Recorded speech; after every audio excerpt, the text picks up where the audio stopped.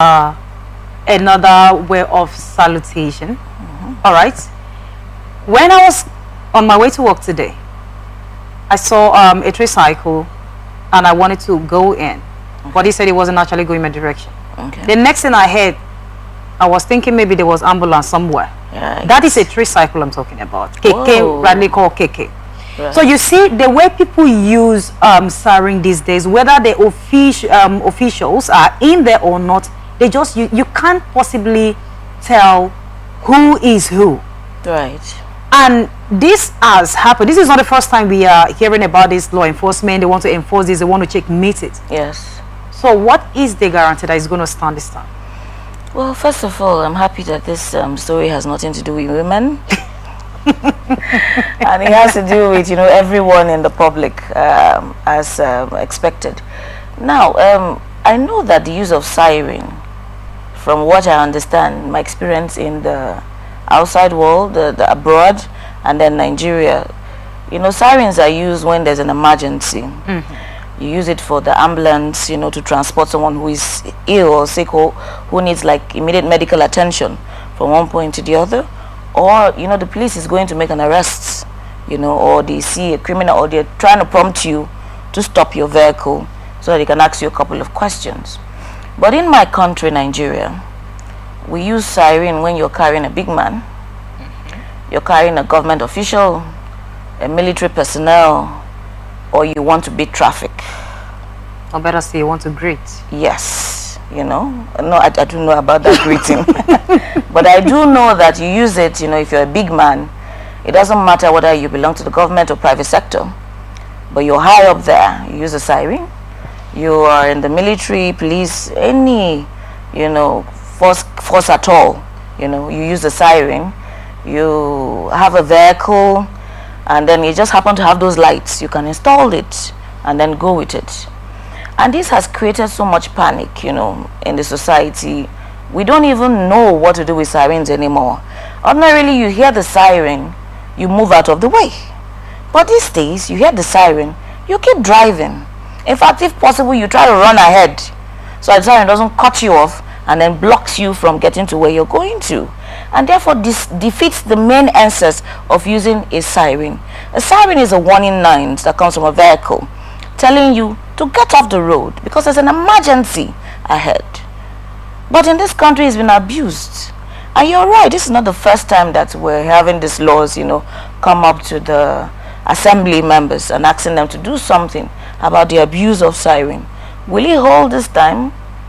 Well, I think, again, I'm not saying it is compulsory that I have to give my country credit, but I think so far the use of siren has moderated a little bit. It also brings the idea of people sensitizing the public on the use of siren and why we use siren, why we need siren.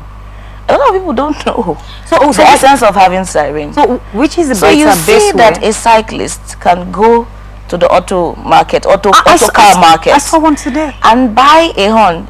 He wants the loudest noise of all. I said, this one is siren and bring them. And you're talking about Let noise me be pollution. doing wow on the road without knowing the essence of having that sound because of ignorance. People are not ignorant. And while we're making all of these fantastic laws, I wish that the government can continue to sensitize people some more through like your station, adverts on the TV, the radio, the newspaper, even the town crier, to tell people why you cannot use this particular sound except you belong to this section and this section of the society. So which is the best way now to reach out to the people, because a common man on the road does not really know what is going on right now. That's true. So how do we reach out to them? How well, possibly? I'd mentioned a few, like using the television, like your station, getting adverts and sensitizing people about the use of siren and who should use siren and who shouldn't use siren. And then if the law enforcers, could start and lead by example, it goes a long way to get people in shape with your provisions and the laws that you have put on ground. It could even be billboards, for example. Billboards in different areas of town, sensitizing them. And now we are in a country where if you don't push us so hard, we can't adhere to some instructions. Yes. So what happened?